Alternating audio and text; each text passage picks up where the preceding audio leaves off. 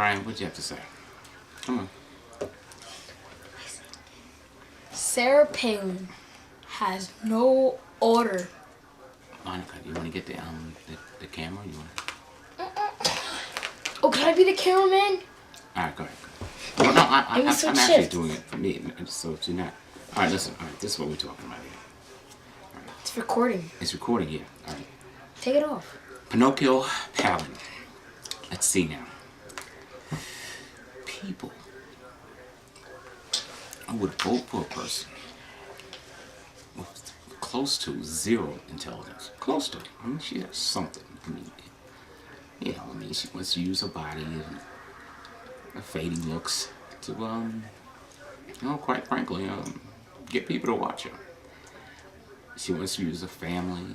She wants to get off every bus, open every room, carrying a baby that's, 7 months old, a year old, whatever. Can't walk, so the baby, she carries the baby like a prop. And then she hands the baby off and says, okay, hi everybody, I know you're here to see me. I'm not hating on a woman, I just despise a woman who is trying to manipulate so many people. And she's working with the network, Fox. These people tell more lies. And the thing that kills me is that people don't know they're lying. The people who watch them trust them for some reason. And there's no referee that would sit out there and call out their lies every day. I mean, you'd actually have to have just another broadcast simultaneously with Fox just to show how many lies they tell. What's the purpose in that? I mean, it's aggravating. But you know what? I went down to a Tim Bishop town hall meeting. And I interviewed a few people, and I asked them questions. I said, and what are your bases of your dislike and your hate for Obama? And I found that everything that they hated him for, 90% of the things they stated that they claimed that he did, Bush did. And I'm not saying they did the same thing. I'm saying like AIG, for example.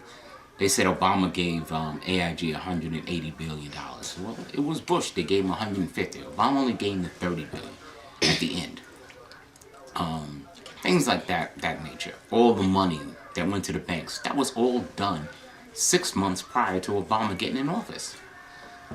But yet they blame Obama for it. I mean, I don't get that. The economy was losing 600 to 700,000 jobs a month the last 5 months that Bush was in office.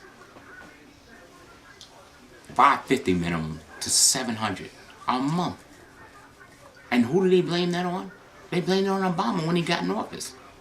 And then these Republicans said, well, we don't want to spend any money. Why should we spend money?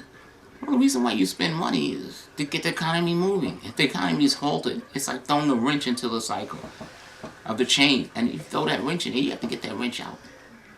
But the Republicans, they want unemployment to be at 20-something%. It's staggering. Nobody knew the economy was that bad. And I think the words, when Bush left office, he left a little note for Obama. And if you can ever go back to that moment when they left and came out of the White House at the same time and Bush was leaving, neither one were too happy. And I don't know the remains of that note, but I can pretty much guess that it basically said that things are much worse than they are. And then Republicans for the next 3 to 4 months kept saying, don't blame it on Bush. Don't talk about the economy. You're talking America down. It's anti-American to tell how bad the economy is. Please, let's not talk about it. It scares the hell out of me.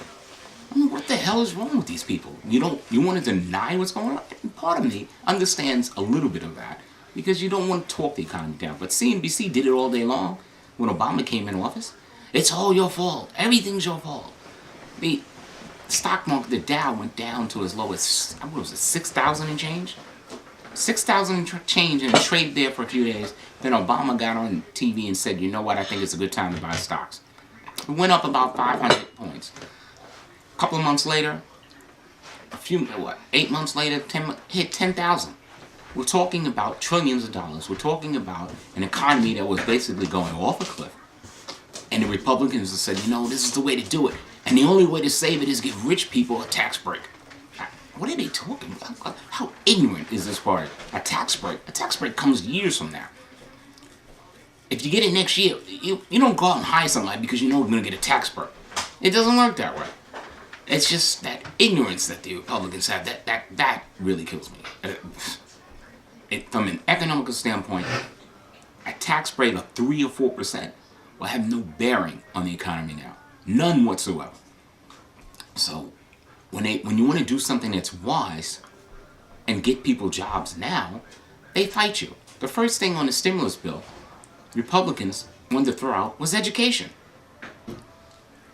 And then when you look at the polls, 50% of the votes for Republican are people who didn't graduate high school or just graduated high school. I mean, they love you ignorant. I mean, I don't understand that.